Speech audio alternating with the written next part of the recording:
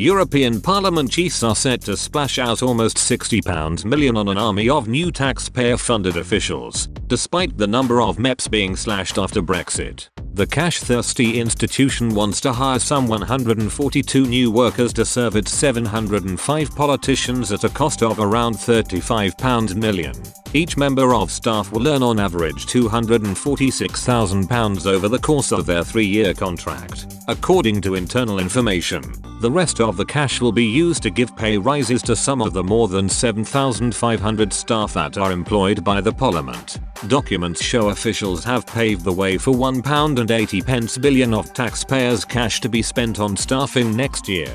This is a £59 million increase compared to the hemicycle budget for 2021. It was said the plan was drawn up to reduce the workload of MEPs and the Parliament's administrative body. Some 76 new officials will be distributed between the political groups while 66 will join the Secretary-General's task force. The Parliament's official administrative body had previously reduced its workforce by 5% between 2014 and 2020. Former Brexit Party MEP Alex Phillips said Parliament staff barely had enough work to keep themselves occupied during her 7-month stint at the institution.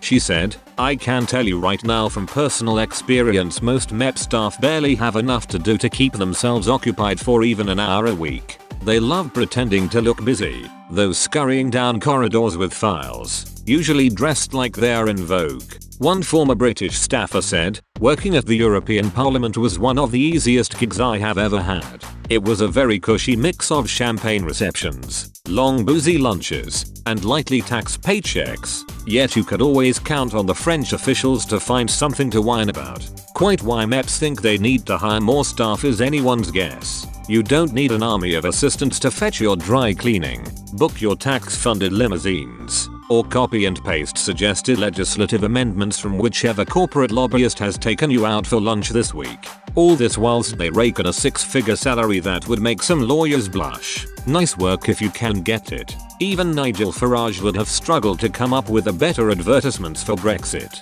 Thank God British taxpayers are no longer on the hook for this frivolous nonsense. As a result of Brexit, the EU Parliament cut the number of sitting MEPs for the rest of the bloc. Officials shrunk the number of £100,000 a year politicians from 751 while Britain was still a member to just 705. 14 of the EU's 27 remaining member states were handed extra seats in an attempt to address previous imbalances. France was handed an extra 5 MEPs, while Spain and Italy were given 3 new seats to occupy.